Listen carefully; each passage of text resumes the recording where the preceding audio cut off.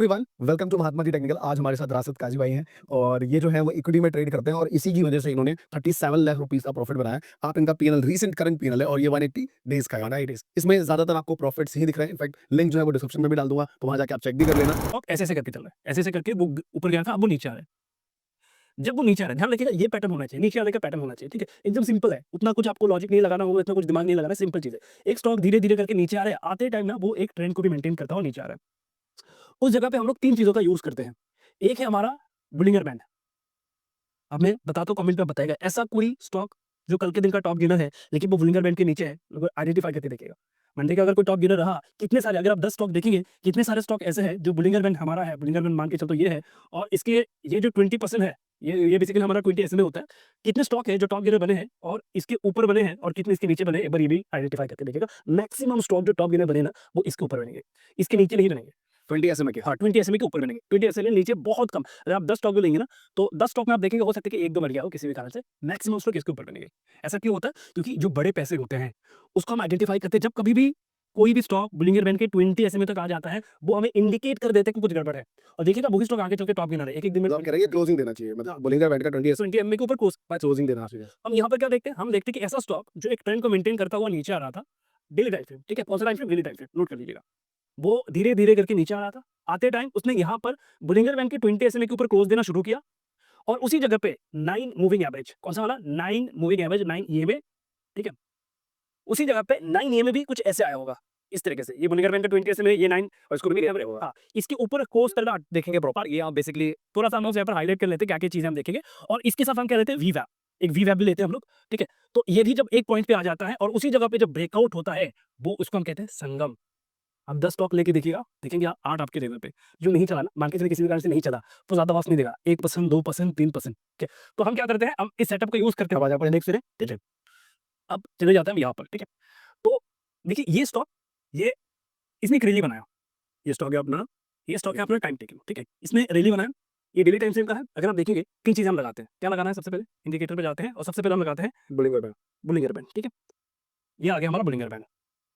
उसके साथ हम लगाएँगे, ये वाला लगा देते हाँ, ये में लगा देते हैं एक, जो सेटिंग में मूवी लगाना है 9 मूविंग एवरेज, वो डिफ़ॉल्ट में आएगा, हैं। ठीक है। ठीक है?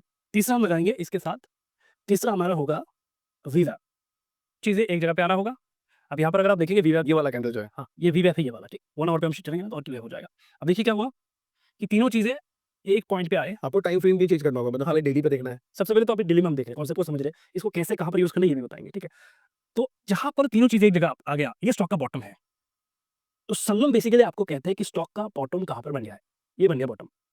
अब सवाल है कि इसको तो फिर हम हर किसी जगह यूज़ नहीं कर सकते, मतलब कहीं पर भी यूज़ कर सकते हैं, ये भी तो एक सवाल है ना कि कहीं पर भी यूज़ कर देते हैं, ऐसा नहीं, इसको कहाँ पर यूज़ करेंगे वो समझते हैं। हम इस कॉन्सेप्ट को यूज़ करेंगे, अगर कोई स्टॉक मुझे मिला जो अपने ऑल टाइम हाई पे है, मैं इनको थोड़ा-सा हाइड करता हूँ, ठीक है? अगर कोई स्टॉक मुझे मिला आज के दिन जो ऑल टाइम हाई पे है, तो उसमें हम इसको यूज़ करेंगे, ठीक है? चलिए, अगर मैं इसको मंथली में कर दूँ, चलिए मैंने मंथली में किया हुआ है, ठीक है?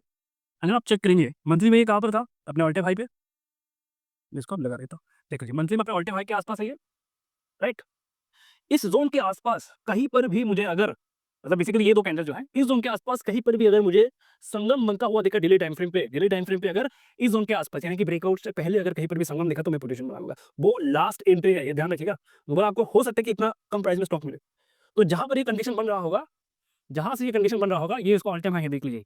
इस ज़ोन के आस-पास ब्रेकआउट से पहले जहाँ पर भी ये संगम बना रहा होगा, वो लास्ट स्टेशन एंट्री करने का। उसके बाद वो आपको बहुत कम मौका देगा। एक बार पहला स्टॉक था और हमने डिस्कस किया था कि इस ज़ोन के आस-पास ये इसका उस समय का ऑल टाइम हाई है। तो हमने ये डिस्कस किया है कि ये भी ऑल टाइम हाई को ब्रेक करने जा रहा है, जो पहले वाला स्टॉक किया था।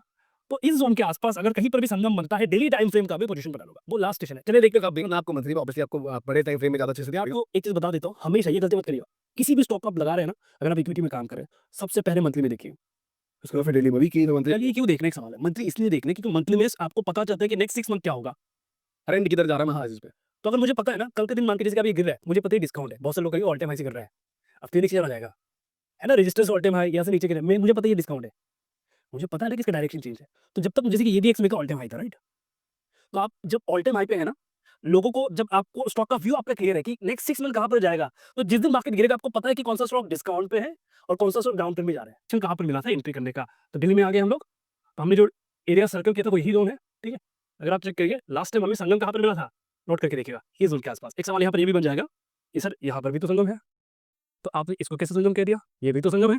तो हमेशा याद रखिए, लास्ट जो होता है ना, लास्ट वाला जो है मैं उसको प्रेफरेंस देता हूँ। अगर आप इसमें मान लीजिए आप इसमें भी होते तो आपका लॉस नहीं है, यहाँ से ऊपर ही है, मैं लगा के दिखाता हूँ। चलिए, आपको लग रहा है कि नहीं मैं तो यहाँ पर एंट्री कर गया हूँ, मैं क्या करूँ, मुझे समझ में नहीं आ रहा, क्या लो ब्रेक हुआ, यहाँ से इसने रिटर्न बना के दिया ना, ये डेली के कैंडल है, परसेंटेज हिसाब करेंगे तो आपको दिखेगा ये गिवन 2 महीने रह गए। हाँ, तो यहाँ पर वापस से बना, तो मेरा लास्ट स्टेशन यही था, यहाँ पर ही मैं लास्ट एंट्री कर सकता था। अब आते हैं उसमें, ये जो इसने लास्ट एंट्री कहाँ पर दिया था हम लोगों को, चलिए इसने लास्ट एंट्री कहाँ पर दिया था, मंथली में चलते हैं और देखते हैं मंथली में कहाँ पर था।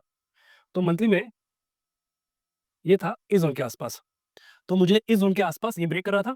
इससे पहले कहीं पर भी अगर मुझे संगम दिख जाए इस जोन के आसपास, क्योंकि ये इस रेंज को ब्रेक कर रहा था, ये वाला रेंज ब्रेक कर रहा था, इससे पहले इस जोन में अगर मुझे डेली टाइम फ्रेम का संगम दिखे तो ही मैं पोजीशन बनाऊंगा। अब डेली टाइम फ्रेम पे चलते हैं और देखते हैं यहाँ पर कुछ है या नहीं, तो यहाँ से ब्रेक हो रहा है ना। और अगर मैं स्टॉक को देखूं, देखिए इस रैली से पहले एक समय का ऑल टाइम हाई कौन सा है, ये वाला, इस रैली से पहले इस बॉटम के किसी न किसी कोने में इसने डेली टाइम फ्रेम पे संगम किया होगा। और ये प्राइस जोन कौन सा है, मान के चलिए आई थिंक 200 के आसपास, 200 से लेकर 300 के बीच, जहां पर इसने संगम किया होगा ना डेली टाइम फ्रेम पे, 300 से 400 के बीच। 200 से 300 के बीच, तो जहां पर इसने संगम किया होगा डेली टाइम फ्रेम पे, वो हमारा एंट्री जोन है। इस बीच कहां पर हुआ था, 200 का प्राइस किस तरफ है, 200 का प्राइस इसी तरफ है, देख लीजिए यही वो जोन है संगम, देख लीजिए यही वो आपका संगम है, बना लो ब्रेक हुआ क्या अब तक। अब लोग क्या करते हैं ना, मैं आपको बताता जब हूँ, भी बार-बार ये संगम बोलते हैं, इसका मतलब अगर आपको दूर से दिख नहीं रहा हो, तो मैं एक बार यहाँ पे क्लियर भी कर लेते हैं कि वो कहने का मतलब है यहाँ पे जो कैंडल है, ये तीनों चीजें इसी जगह आ रही हैं, देखिए ये तीनों चीजें जिस जगह पे आ रही हैं जहां पर ब्रेक कर रहे हैं। मतलब मैं अगर अगर सीखने के पॉइंट ऑफ व्यू से आपको बताऊँ, तो 3-4 चीज़ें, जैसे अपना ये ईएमआई है, राइट? ये ईएमआई कैंडल है, तो ऑब्वियस सी बात है ये वाला ज़ोन है ना, इसकी बात कर रहे हैं आप। मैं बात कर रहा हूँ जहां से ये ब्रेक हुआ और जहां पर ये इवेंट बना, और ये जोन है पोजीशन बनाने का, ये है स्टॉप लॉस। क्योंकि ये वाला कैंडल साफ दिख रहा है कि यहाँ पे सबकी क्लोजिंग ऊपर है और ट्रेंड लाइन भी यहाँ पे एक फॉलो हो रहा है। ये भी ट्रेंड को भी ब्रेक कर रहा है। हाँ, मतलब ट्रेंड भी ब्रेक होना चाहिए। हाँ, क्योंकि अदरवाइज लोग आएंगे नहीं, रिटेल ट्रेंड कहाँ पर बाई करते हैं, जब ट्रेंड ब्रेकआउट होगा। मैक्सिमम लोगों का एक ही नॉलेज है, अब 90% लोगों को से पूछ के देखिए कि खरीदते कहाँ पर हो, कहेंगे ब्रेकआउट पे, तो ये जो यहाँ का है, बाकी दिन अगर ये ऑल टाइम हाई पे आ गया, यहाँ पे मैं संगम को ही यूज करूंगा।